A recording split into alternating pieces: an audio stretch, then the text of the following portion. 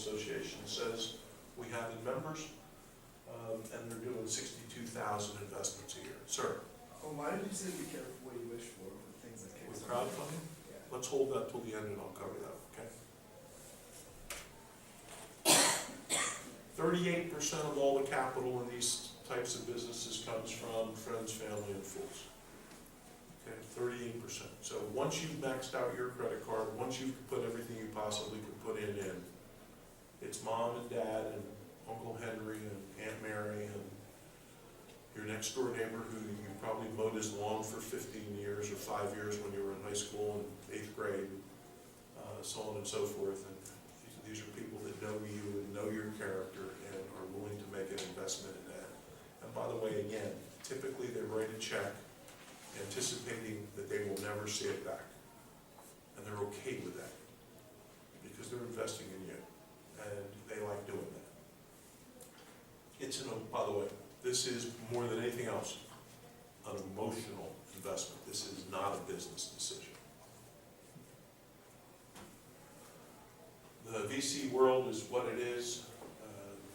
There are venture capitalists now on what's referred to as Sand Hill Road, the most famous street in Silicon Valley, where almost all the huge venture capitalists are.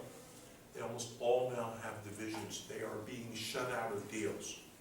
And as a result, they are setting up groups that scour seed stage opportunities to try to get in early enough that they can control the growth of the money all the way through the process and cut everybody else out. And they're having some success at that, but relatively speaking, as you can see, 0.5%. When my father came out of the Navy in World War II and met my mother, I decided to move to Sussex County, New Jersey. Anybody here even know where that is? You go to the very top of the state and turn left. You're in Sussex County. I grew up and went to elementary school and high school in Newton, New Jersey. And up until the time I graduated from college, there were more cows than people in Sussex County. The second largest dairy herd in the world was in Sussex County, New Jersey. It's gone. Okay?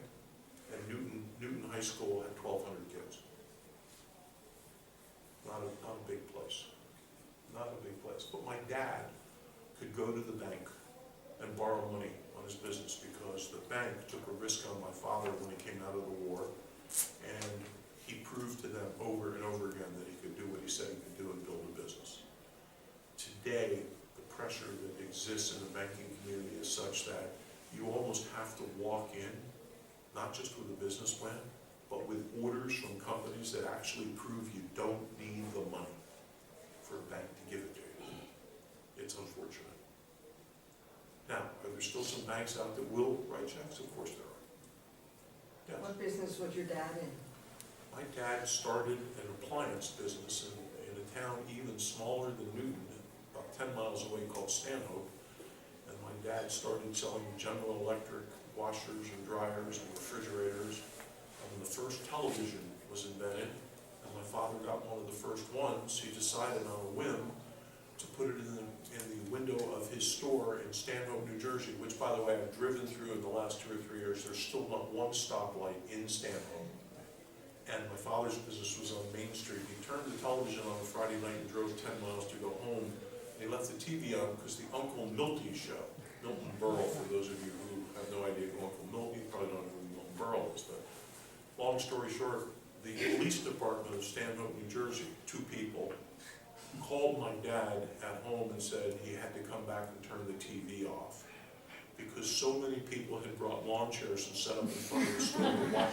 There were no TVs in people's homes, guys. This is 50s, 40s, late 40s, after the war. I say after the war, World War II, not Vietnam, not what's going on now, etc. Okay? So you had to drive back down and turn it off because so many people gathered, cars couldn't get through Main Street. When you're a one-street town, there's no way around Main Street. So, this is all about the bootstrapping. The average company that starts it by doing it themselves can raise up to $48,000 and get a business going. That's, by the way, a lot of money to start a business. A lot of money today. And that's how 57% of all the startups get started. And now this thing on crowdfunding, okay? The average crowdfunding investment, and by the way, let's be clear, there's two kinds of crowdfunding. Well, there's two kinds and two flavors. There's crowdfunding like Kickstarter, where you can go put a campaign up and basically say, let me use the one that I happen to know because I support it.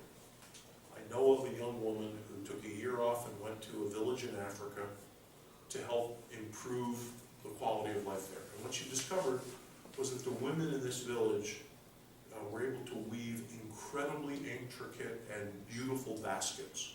They could weave about a basket a day.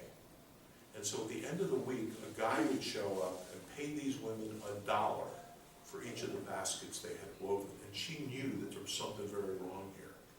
So she called up her brother, who happened to be an MBA graduate of Stanford, and basically said, can't we do something to fix this? So long story short, they did a Kickstarter type crowdfunding and raised $50,000.